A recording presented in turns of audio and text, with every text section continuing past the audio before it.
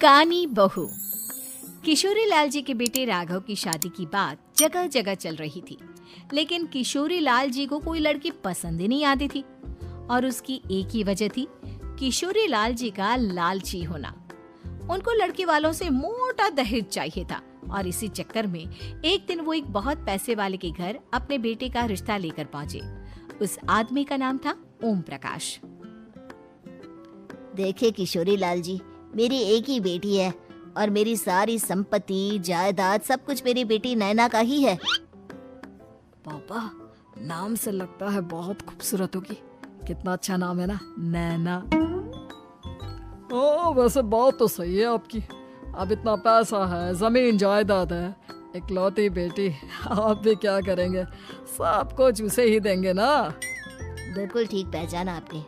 बस बेटी की शादी और सारी जायदाद उसके नाम।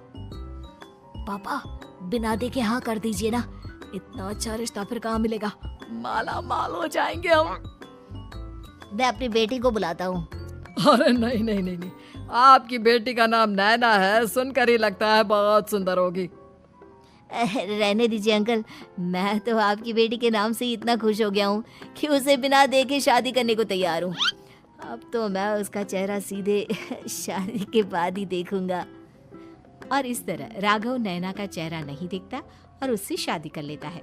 शादी के बाद अपनी सुहाग रात पर जब राघव नैना का घूंघट उठाकर देखता है तो नैना की आंखें बंद थी। कितनी खूबसूरत हो तुम नैना, जरा अपनी आंखें खोलकर मेरी तरफ देखो तो सही। नहीं, मुझे शर्म आती है।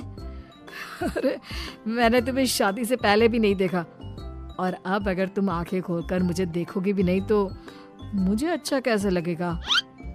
इससे पहले कि नैना अपनी आंखें खोलकर राघव की तरफ देखती, अचानक से लाइट चली गई और राघव नैना को पूरी तरह से देख भी नहीं पाया। अगली सुबह नैना राघव के लिए नाश्ता बनाकर लेकर आई। अरे ये क्या, आधा पराठा सेका हुआ है और आधा बिल्कुल कच्चा। ये तुमने क्या किया नैना? बहू, तुमने क्या आधा पराठा तवे से नीचे लटका कर रखा था, जो आधा सेका है और आधा कच्चा? मुझे जितना दिखेगा उतना ही तो सीखूंगी ना पापा जी। जहाँ जहाँ मुझे नजर आ रहा था वहाँ मैंने सीख लिया, जहाँ जहाँ नहीं दिखा वहाँ कच्चा रह गया होगा। इसका क्या मतलब है? ये कैसा मजाक कर रही है तुम? अरे बहू, तुमने इतना लंबा घूंघट क्यों लगाया हुआ है? देखो, हमारे घर में बहुओं को बेटी की तरह रखा जाता है, और फिर तुम तो इतना सारा माल लेकर आई हो। देखो, ये घूंघट डालकर रखने की कोई जरूरत नहीं है। हाँ नैना, पापा जी ठीक कह रहे हैं, तुम तो आराम से रहो, अपना ही घर समझो। नैना अचानक से अपना घूंघट उठा लेती है। अरे ये क्या पापा, नैना की तो एक आंख फूटी हुई है। नाम से नैना, लेकिन ये तो कानी बहू निकली। मेरे साथ धोखा हुआ है, धोखा। बिना दिखाए अपनी कानी लड़की मेरे संग ब्याह दी। मुझे कानी बीवी नहीं चाहिए। मुझे अभी ओम प्रकाश जी से बात करनी पड़ेगी। आखिर उन्होंने मेरे साथ ऐसा किया क्यों? अरे, आप लोगों ने ही तो पापा से कहा था कि आप लोग शादी से पहले मुझे देखना नहीं चाहते। अब मेरे पापा पर क्यों इल्जाम लगा रहे हैं? अरे लेकिन उन्हें बताना तो चाहिए था ना कि तुम कानी हो, एक आंख से तुम्हें दिखाई नहीं देता। किशोरी लाल और राघव नाराज होकर ओम प्रकाश को अपने घर बुलाते हैं। पापा जी, ये आपने क्या किया? शादी से पहले बताया क्यों नहीं कि नैना की आंखों में परेशानी है? अरे, आप ही ने तो लड़की देखने से मना कर दिया था। और लेकिन आप बता तो सकते थे। आपको तो हमारी बेटी की प्रॉपर्टी चाहिए थी, वो भी पूरी की पूरी। अब क्या हुआ अगर उसे आधा दिखाई देता है? प्रॉपर्टी तो आपको पूरी मिल गई ना। अरे ये क्या बात हुई? मेरी शादी प्रॉपर्टी से नहीं, आपकी बेटी से हुई है।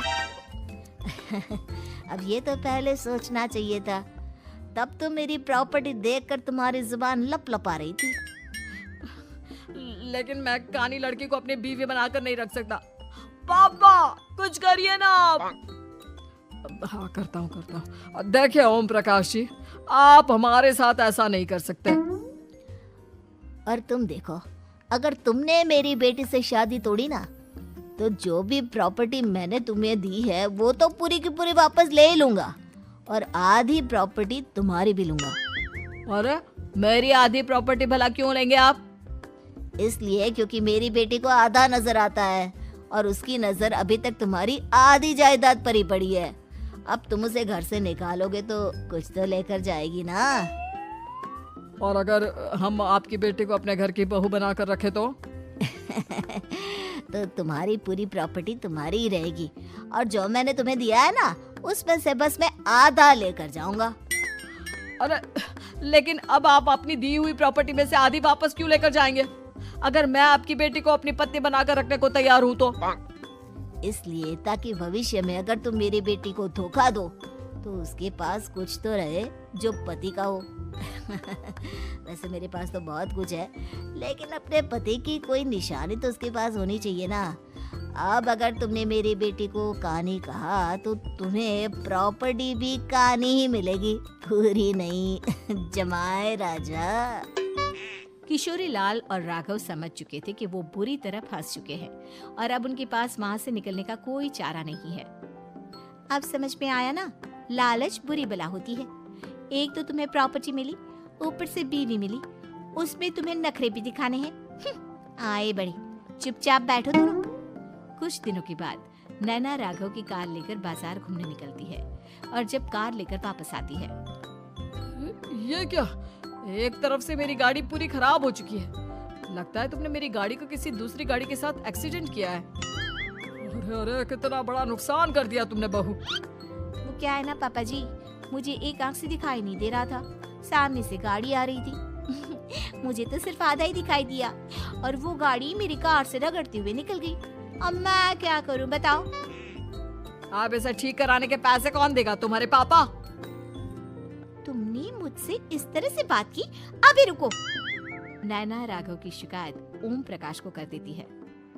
देखो राघव, अब जो मेरी आधी प्रॉपर्टी तुम्हारे पास थी ना, उसमें से आधी और मैं लेकर जाऊंगा, क्योंकि तुमने मेरी बेटी को डांटा।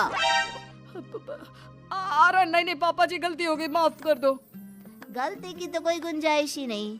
अगली बार मेरी बेटी को डांटा तो बची हुई आधी में से आधी और ले जाऊंगा। लालच के चक्कर में हम दोनों ने बहुत बड़ी गलती कर दी बेटा। एक तो तुम्हें कानी बहू मिली और ऊपर से जो माल मिला वो भी काना। इस तरह राघव की हर एक गलती पर ओम प्रकाश उसकी प्रॉपर्टी का आधा आधा हिस्सा लेकर अपना सारा माल वापस ले गया और राघव को कानी बीवी से काम चलाना पड़ा। भाई लालच वाकई में बुरी बला है।